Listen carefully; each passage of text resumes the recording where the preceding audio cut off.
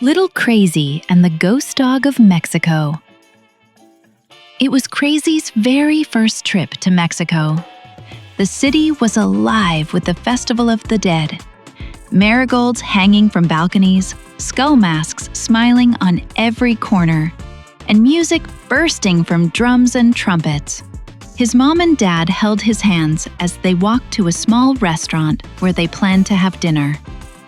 But Krazy's eyes kept drifting away from the tables and menus. He could hear drums echoing like thunder.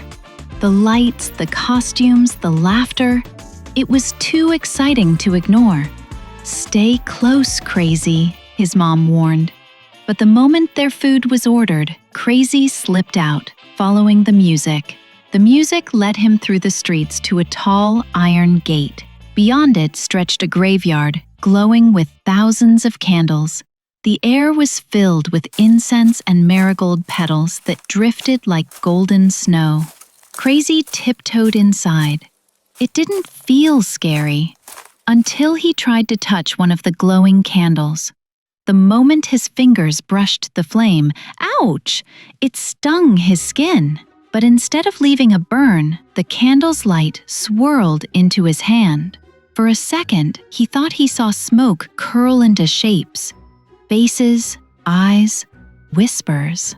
When Krazy blinked, the graveyard had changed. Shadows shifted, figures glided between tombstones. Transparent people. Ghosts. And then, woof! A dog padded toward him, but its fur glowed like moonlight, its ribs faintly visible. Its eyes were bright and sad.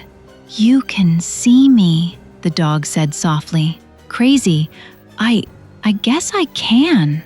The dog wagged its tail. "I'm Luna. I lost my owner long ago. Will you help me find her?" Krazy nodded bravely. "Yes, but I don't know how." As they walked deeper into the graveyard, other spirits appeared. Some smiled gently, bowing their heads to Krazy. An old woman offered him a basket of glowing bread. A young boy blew a ghostly trumpet that sent shivers down his spine. But not all the ghosts were friendly. From behind a cracked mausoleum came a dark figure, taller than the rest. Its eyes were hollow black, its mouth stretched too wide. Chains rattled as it moved. Leave the dog. The living do not belong here. Krazy clutched Luna. "We're not leaving!" The figure lunged and the ground trembled. Candles flickered. Krazy's heart pounded.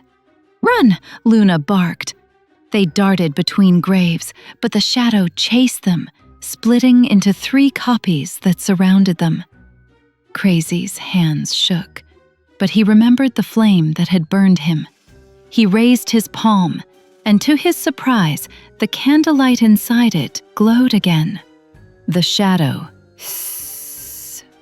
You're not scaring me," Krazy shouted, holding up the light. The flame grew brighter, forcing the shadow back. With a final shriek, the dark ghost dissolved into mist. Krazy looked at Luna. Did that just work?" The dog grins. "The festival gives light to the living. You carry its courage now." They followed a trail of marigold petals until they reached a small grave covered in candles. Sitting there was a ghostly girl with braided hair, holding a candle of her own. Her eyes filled with tears when she saw Luna. "Luna, you came back!" The dog bounded forward, tail wagging wildly, and the girl knelt, hugging her glowing pup. Together they shone brighter than the moon. "Thank you, little boy," the girl whispered. "I can rest now." One by one, the other ghosts faded, bowing their heads to Krazy.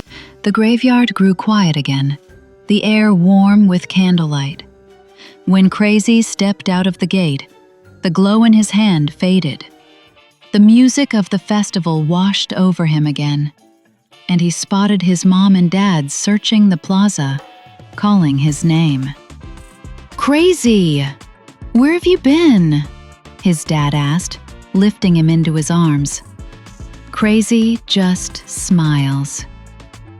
"I was helping someone find their way home." His parents exchanged puzzled looks, but as they carried him back to the restaurant, Krazy glanced over his shoulder. On the rooftop, a silver dog ran joyfully under the stars, wagging her tail, before vanishing into the night.